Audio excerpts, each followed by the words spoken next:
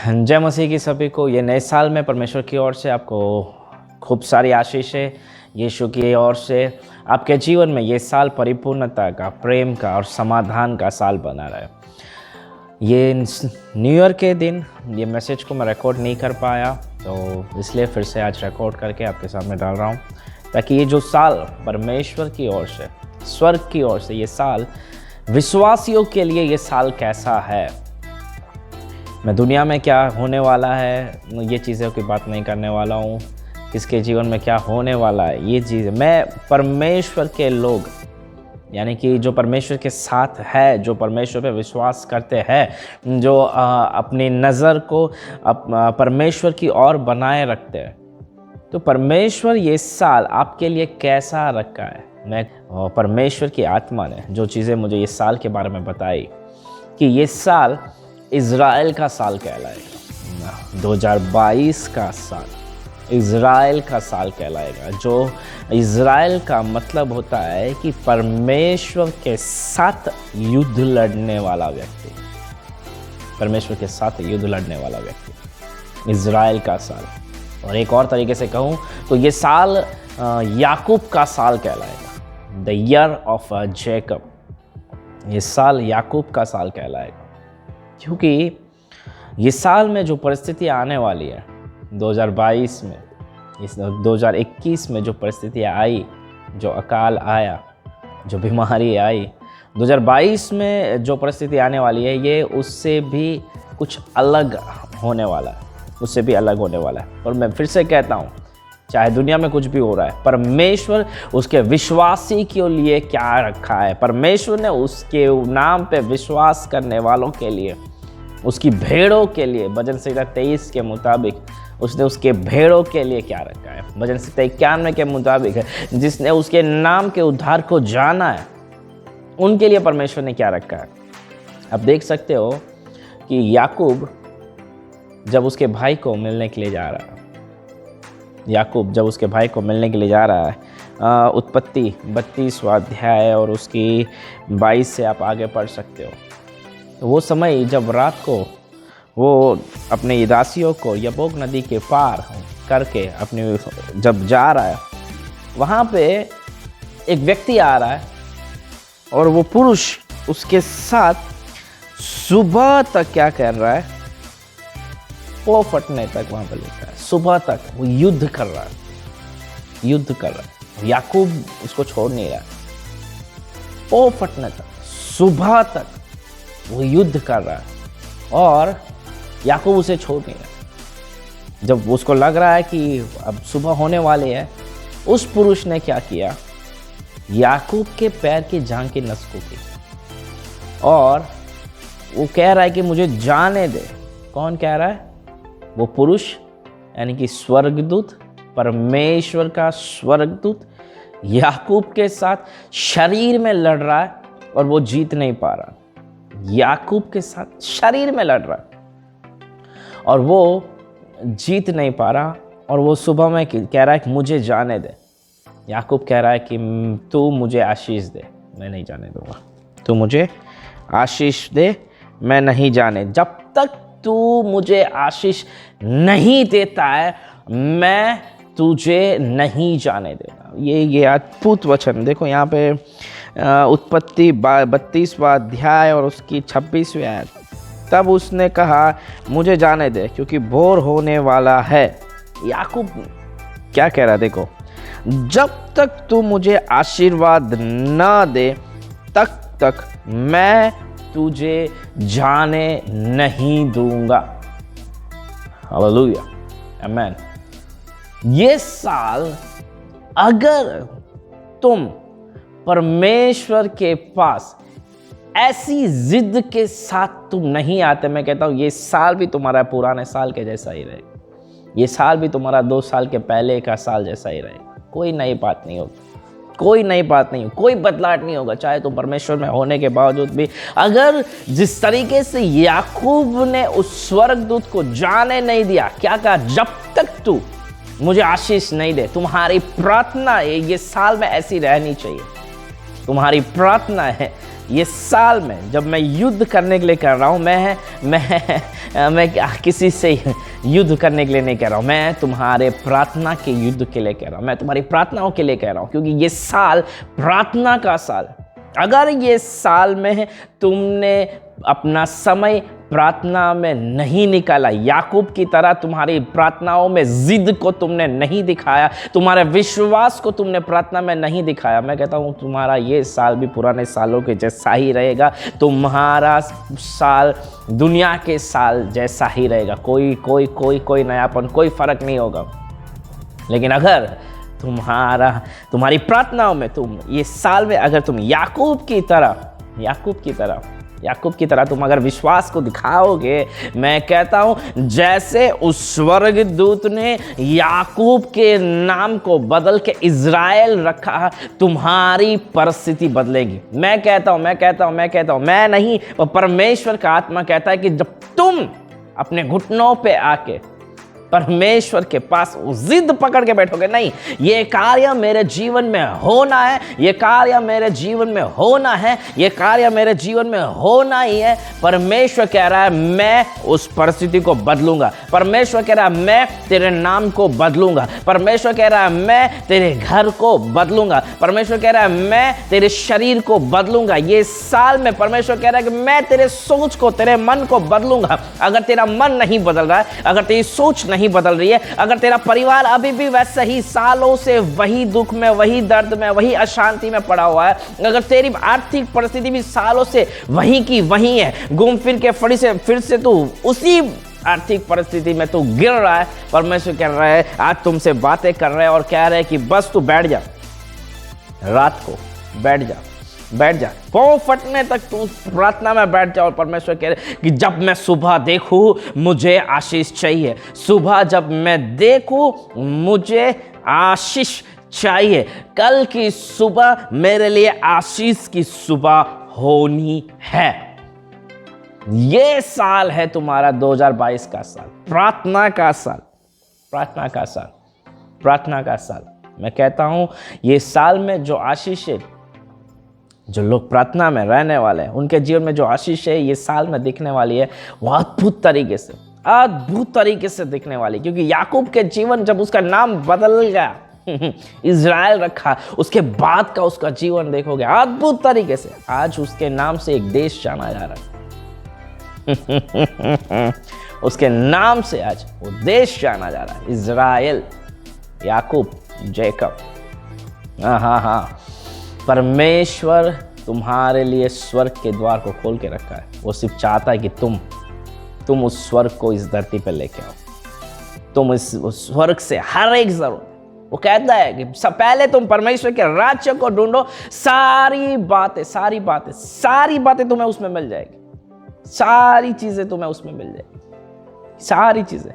क्यों? क्योंकि उसने तुम्हारे लिए उसके राज्य का द्वार, तुम्हारी जरूरतों को, सारी चीजों को तैयार करके उसने उस द्वार को, उस रास्ते को खोल के रखा है, ताकि तुम जाओ और तुम्हारी जरूरतों को लेके आओ प्रार्थना के जरिए। तुम जाओ और तुम्हारी आशीषों को लेके आओ प्रार्थना के जरिए। तुम जाओ और जो तुम्हारी परिस्थिति के जवाब है उसको लेके आओ तुम प्रार्थना के जरिए। तुम देखोगे याकूब के जीवन में जब वो जा रहा था, सो गया रात को, सर रखने के लिए कुछ नहीं था, उसने क्या किया, एक पत्थर लिया, पत्थर के ऊपर सर रखा और सो गया। जब वो सो गया, वो देख रहा है स्वर्गदूत ऊपर जा रहे, नीचे आ रहे, स्वर्गदूत ऊपर जा रहे, नीचे आ रहे। ये साल स्वर्गदूतों को तुम देखोगे तुम्हारे जीवनों में, जब तुम जिद पे उतरोगे प्रार्थना में, स्वर्गदूत को तुम्हारे जवाब को, तुम्हारी प्रार्थनाओं को ऊपर लेके जाते हुए तुम्हारी प्रार्थनाओं को ऊपर लेके जाते हुए और प्रार्थनाओं के जवाबों को नीचे लेके आते हुए तुम देखोगे।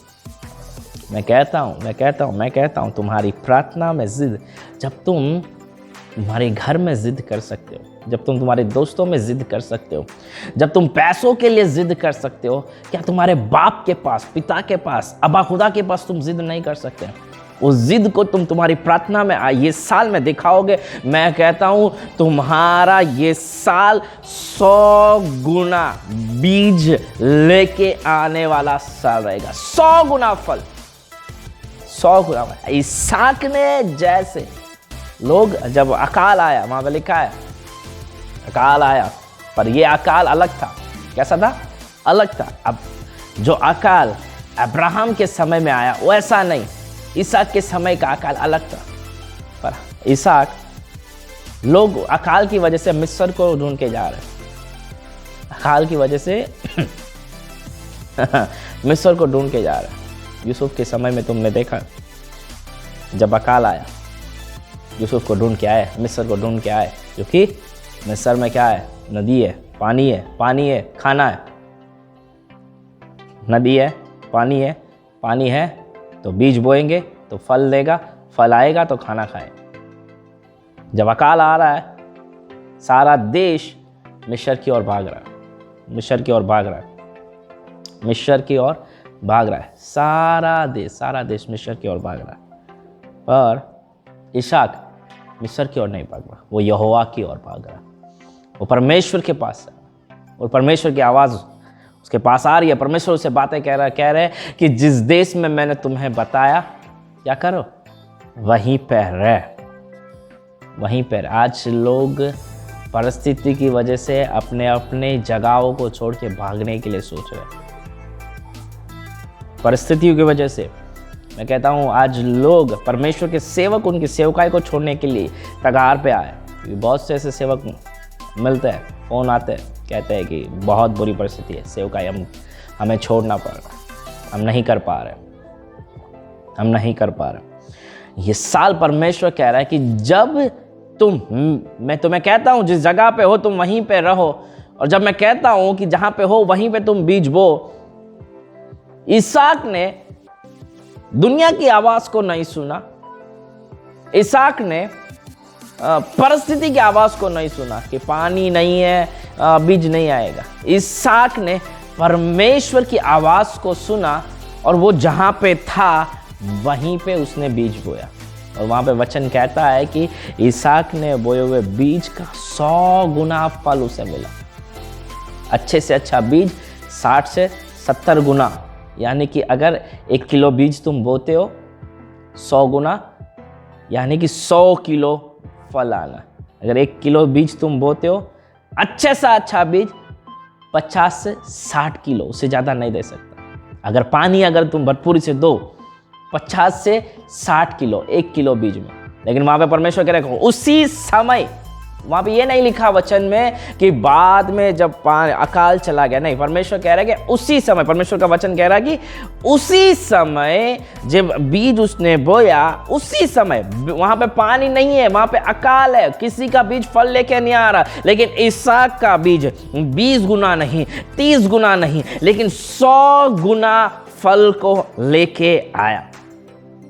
ये साल जब तुम परिस्थितियों को देख के नहीं, दुनिया को देख के नहीं, लेकिन परमेश्वर की आवाज़ को जब तुम वचनों से देख के अपने कार्य को करोगे, अपने कामों की शुरुआत को करोगे, मैं कहता हूँ परमेश्वर तुम्हें 100 गुना बीज देने वाला है। ये साल में 100 गुना बीज तुम देखने वाले हो। लोग कहेंगे ये साल में और बड़ी तकलीफ़ें आने वाली है, और बड़ी समस्या आने वाली है, और बड़ी बीमारी आने वाली है। मैं कहता हूँ परमेश्वर ने तुम्हारे लिए आशीष को रखा है, परमेश्वर ने तुम्हारे लिए स्वर्ग को खुला हुआ रखा है। परमेश्वर चाहता है कि जिस तरीके से अपने सर को उस पत्थर पर रख के सोया, वचन के मुताबिक पत्थर यानी कि प्रभु यीशु, पत्थर यानी कि प्रभु यीशु मत्ती में कहते हैं कि हे बोझ से दबे हुए लोग, तुम मेरे पास आओ, मैं तुम्हें विश्राम दूंगा। मेरे जुए को उठाओ जो सहज है, मुझसे सीखो। प्रभु यीशु कहते हैं मुझसे सीखो और तुम अपने मनों में शांति को पाओगे। प्रभु यीशु वो पत्थर है जो तुम्हें विश्राम देगा जब तुम उस पत्थर के ऊपर अपने सर को रख के सोओगे। स्वर्गदूत ऊपर जा रहे हैं, सीढ़ी है और नीचे आ रहे हैं, प्रभु यीशु नए नियम में कहता है कि मनुष्य के पुत्र के ऊपर तुम स्वर्गदूतों को ऊपर जाते हो नीचे उतरते देखो। तुम्हारे प्रार्थनाओं के जवाब को तुम लाके, जब तुम प्रभु यीशु को अपने सर रखने की जगह, यानी कि अपना आधार, अपना विश्राम, अपना रहने का स्थान, जब तुम परमेश्वर के वचन को, तुम्हारी प्रार्थना को तुम बनाने वाले हो, ये साल में स्वर्गदूत तुम्हारे हर एक प्रार्थनाओं के जवाब को स्वर्ग से लेके आते हो। तुम देखो, हर एक, ऐसी एक भी प्रार्थना नहीं होगी कि जो तुम्हारी निष्फल जाएगी। हर एक प्रार्थना मैं कहता हूं प्रार्थनाओं के जवाब को नहीं, तुम स्वर्ग को नीचे लेके आओगे। स्वर्ग को तुम नीचे लेके आओगे तुम्हारी प्रार्थना के जरिए, क्योंकि वचन कहता है कि मैं ही वो द्वार हूं, मैं ही द्वार हूं, मैं ही द्वार हूं। प्रभु यीशु कहता है मैं ही वो स्वर्ग का द्वार हूं। प्रभु यीशु कहता है मैं परमेश्वर का राज्य तुम्हारे बीच में, वो स्वर्ग तुम्हारे बीच में, तुम लेके आना है प्रार्थना के लिए, तुम लेके आना है परमेश्वर के राज्य को, तुम प्रकट करना है। ये 2022 स्वर्ग को इज़राइल याकूब ने जैसे स्वर्ग से अपनी आशीष को इस धरती पे लेके आया, मुझे आशीष दे, मैं नहीं जाने दूंगा। 2022 तुम्हारा इसी समान है। जब तुम्हारी प्रार्थना में ये जिद को तुम दिखाओगे, ये साल तुम्हारे लिए आशीष का साल होने वाला है, तुम्हारे लिए आशीष का साल होने वाला है। परमेश्वर तुम्हें आशीष दे। आमीन, आमीन। अंतिम दिनों के अभिषेक सारे लोगों के ऊपर तू भेज, कटने का है ये समय, पवित्र आत्मा से भर दे हमें। अंतिम दिनों के अभिषेक सारे लोगों के ऊपर तू भेज, कटने का है ये समय, पवित्र आत्मा से भर दे हमें। अग्नि समान उतरा, अग्नि जी के समान ठहर जा, जो का तूफान का लेके आ, नदी आत्मा की हम पर बहा। अग्नि समान उतरा, अग्नि जी के समान ठहर जा, जो का तूफान का लेके आ, नदी आत्मा की हम पर बहा। अग्नि समान उतरा, अग्नि जी के समान ठहर जा, जो का तूफान का लेके आ, नदी आत्मा की हम पर बहा। आओ उस राज्य के अधिकारी हो जाओ, जो जगत के शुरुआत से तुम्हारे लिए तैयार किया गया। क्योंकि मैं भूखा था और तुमने मुझे खाने को दिया, मैं प्यासा था और तुमने मुझे पानी पिलाया, मैं परदेशी था और तुमने मुझे अपने घर में ठहराया, मैं नंगा था और तुमने मुझे कपड़े पहनाए, मैं बीमार था और तुमने मेरी मदद की,